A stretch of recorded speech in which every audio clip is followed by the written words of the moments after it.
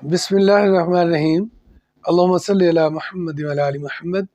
मैं हूं जी मोहम्मद मज़हर इकबाल चट्ठा एडवोकेट और आप देख रहे हैं मेरा YouTube channel Chattha law associates.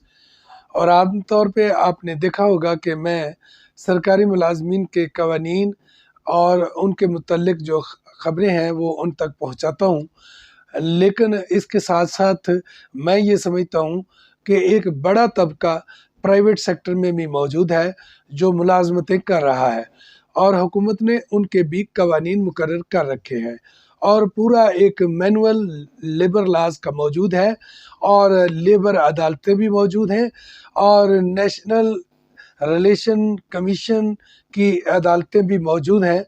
तो सिर्फ ज़रूरत इस बात की है कि आपको कानून से आगाही हो। अगर आपको कानून से आगाही होगी तो आप अपने मुतल्लिका रेलेवेंट फोरम पर जाकर अपने राइट्स हासिल कर सकते हैं।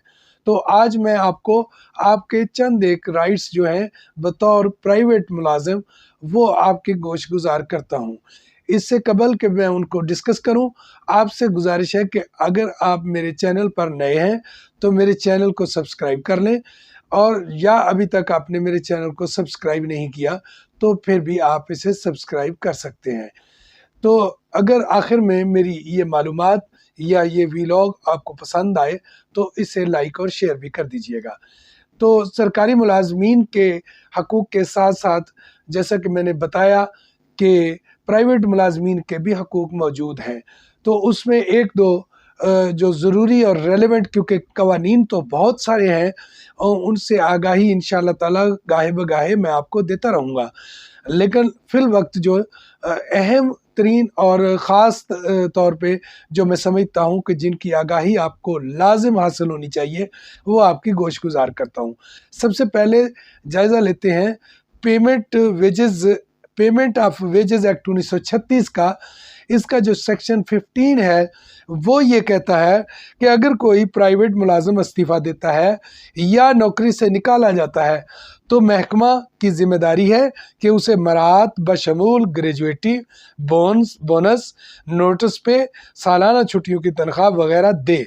अगर इदारा नहीं देता तो मुलाजिम कमिश्नर मुआवजा जात की अदालत से रुजू कर सकता है।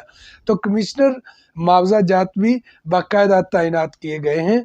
अगर किसी जगह ये मौजूद ना हो तो इनका एक्टिंग चार्ज भी किसी न किसी के पास होता है, सिर्फ थोड़ी सी मालूमात लेने की ज़रूरत होती है।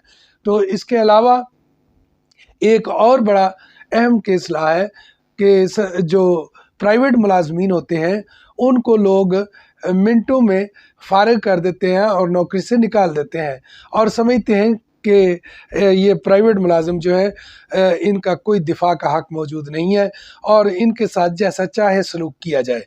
लेकिन इसके बारे में अदालत ने बड़ा अहम फैसला दिया है और ये फैसला आप नोट कर लें। 1987 PLC 915, 2005 PLC 316A, ये दो केस हैं। पहला केस 1987 PLC 915, दूसरा है 2005 PLC 316A। तो इसमें कहा यह गया, मैंने आपकी सहूलत के लिए जो रेलेवेंट पोर्शन है उसका तर्जुमा आपके सामने रख रहा हूँ। सरकारी मुलाजमीन के साथ साथ प्राइवेट मुलाजमीन को भी बगैर इंक्वायरी नहीं निकाला जा सकता। जो लोग ये समझते हैं, आम तौर पे ये सुनने में आया है कि लोग कहते हैं कि प्राइवेट मुलाजिम के पाँव के नीचे रेत है, लेकिन उनको भी अपनी मुलाजमत का तहफ़्फ़ुज़ कानून के मुताबिक हासिल है। उनकी भी अगर कोई उनका कसूर होगा तो उनकी भी बाकायदा इंक्वायरी होगी, बाकायदा उनको दिफा का मौका दिया जाएगा और अगर उन पर जुर्म या इल्ज़ाम जो है वो साबित हो तो तभी उनको नौकरी से निकाला जा सकता है। तो उसका भी एक पूरा कानून मौजूद है, उसको फॉलो करना होगा। तो इसके बाद अगला जो केसला है वो भी आपकी नज़र करता हूँ कि ये केसला तो नहीं है, ये बेसिक लॉ है, सॉरी। तो ये है स्टैंडिंग ऑर्डर्स ऑर्डिनेंस 1968।